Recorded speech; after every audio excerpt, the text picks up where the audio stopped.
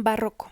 Este estilo artístico lo ubicamos en la Edad Moderna y lo vamos a ver en características de la escultura, pintura, arquitectura y literatura. Por otro lado, en la escultura barroca vamos a ver las siguientes características.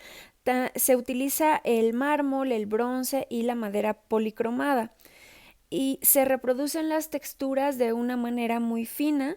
Hay una temática variada en la que también se va a retomar la mitología griega y romana. Abundan las temáticas de la muerte con carácter dramático y pasional. De hecho, esa va a ser una característica de la escultura de la época. Fíjense en los rostros y van a ver una mayor teatralidad en los rostros de las esculturas del barroco. Otra característica será las figuras serpentinadas, es decir, que hacen una forma de S. Y lo vemos en este ejemplo también de Bernini, que además de ser arquitecto también era escultor, en su escultura Apolo y Dafne. Dos escultores que destacan también en esta época del barroco son Algardi y Duquesnoy. Vemos aquí escenas de la religión.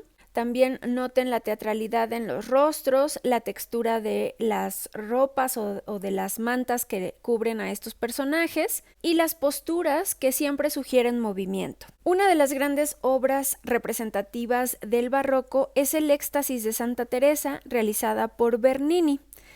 En esta escultura se representa a la monja Santa Teresa, personaje que fue muy importante para la religión y un ejemplo de la santidad. Notamos aquí la presencia de estos rostros dramáticos, teatrales, y que también aparece un ángel dando esta cara amorosa, linda, renovada de la iglesia. Y también podemos observar líneas de composición que nos llevan a ver a los sujetos en la parte más interesante.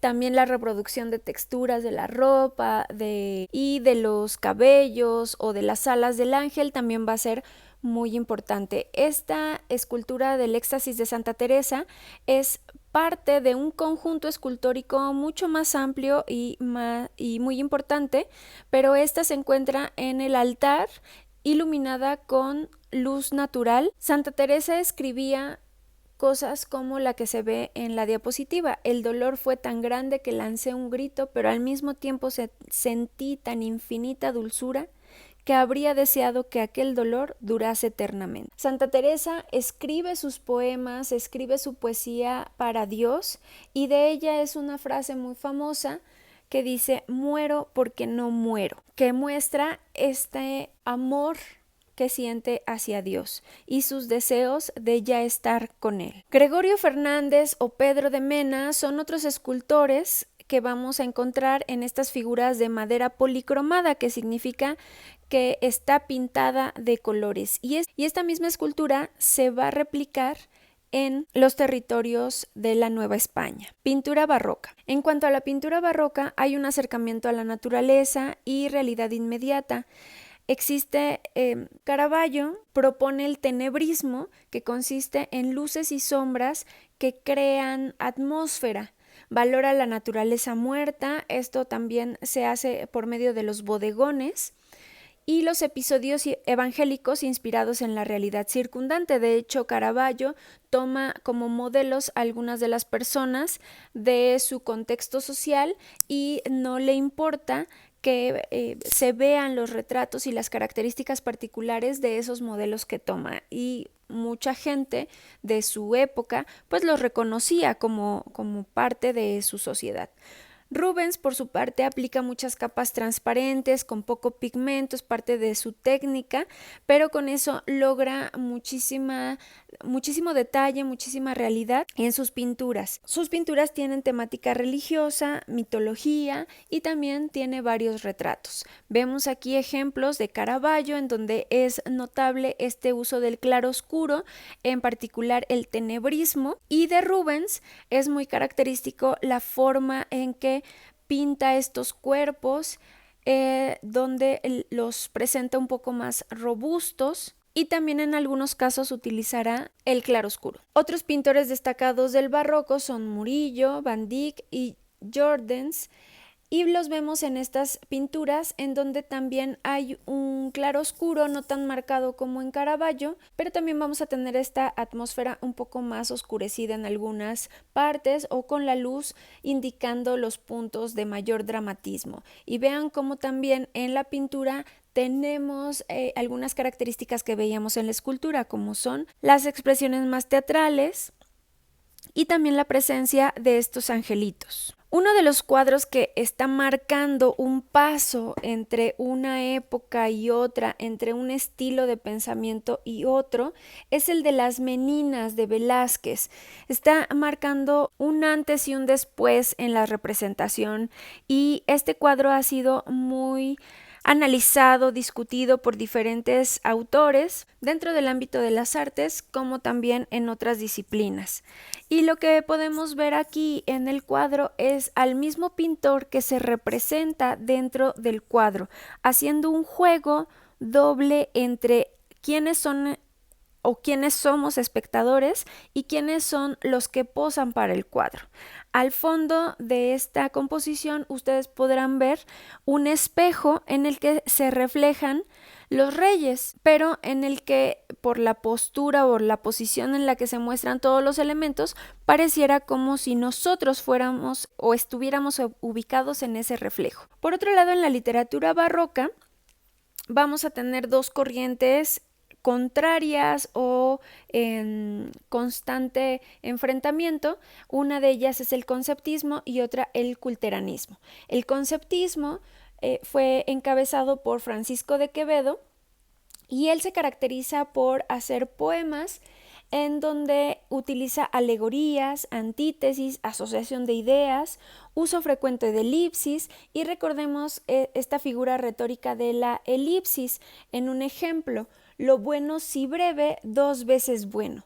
Y ahí lo que se omite, y por eso la elipsis, es el verbo. Vemos un ejemplo en un poema de Francisco de Quevedo: la voluntad de Dios por grillos tienes, y escrita en la arena ley te humilla, y por besarla llegas a la orilla, mar obediente a fuerza de vaivenes. Tenemos aquí una composición poética con todas las reglas clásicas de rima, de verso, de estrofas. Es una composición hecha en soneto, donde vemos dos cuartetos al inicio y dos tercetos para terminar. Todo está perfectamente estructurado con esta idea de la medición de la belleza y de las reglas que debe de seguir un poeta. El culteranismo, por su parte, lo encabeza Luis de Góngora y Argote, y él se caracteriza por tener un lenguaje más culto, mucho más elitista, con alusiones clásicas, y de ahí el elitismo. No cualquiera con estudios mínimos podía entender sus composiciones, precisamente porque aludía a las composiciones o a la mitología griega o a la literatura romana, y en estas alusiones pues no todo mundo podía entender. Además de su lenguaje, utilizaba metáforas mitológicas y otros elementos. Un ejemplo, la fábula de Polifemo y Galatea, ya desde ahí nos está nombrando personajes de la mitología, y escribe al conde de Niebla. Vemos aquí en el poema de Luis de Góngora y Argote el uso de palabras como bucólica, purpúreas, rosicler, doras, zampoña, Huelva, muchísimas otras palabras. Casi en cada verso hay alguna palabra no tan común, no tan utilizada, perteneciente a un lenguaje mucho más especializado, más culto. Y claro, muchísimas figuras retóricas. También responde a las reglas de composición, de rima y de estructuración de la poesía clásica. En las colonias españolas, Sor Juana Inés de la Cruz y Garcilaso de la Vega retoman de ambos, tanto del conceptismo como del culteranismo, parte de las características y de los estilos que encontramos. Ya veremos con Sor Juana Inés de la Cruz de qué forma retoma estas características. Por otro lado, en el teatro barroco va a destacar el autor Pedro Calderón de la Barca. Él fue soldado, sacerdote y también literato, se cultiva tanto en el conceptismo como en el culteranismo. Él está más apegado al realismo, al costumbrismo, pero también emplea lo fantástico y muchas veces lo simbólico. En sus obras, que son muchas, vamos a tener reflexiones acerca de la libertad, los derechos del hombre, su destino humano y divino. Una de sus obras que destaca es La vida es sueño y El alcalde de Zalamea. En La vida es sueño vamos a encontrar un personaje que vive encerrado durante toda su vida, que no conoce la realidad y que se le hace creer que está soñando cuando se le libera para probarlo, para ver qué tanta sangre o herencia tiene de rey, si sí puede ser rey.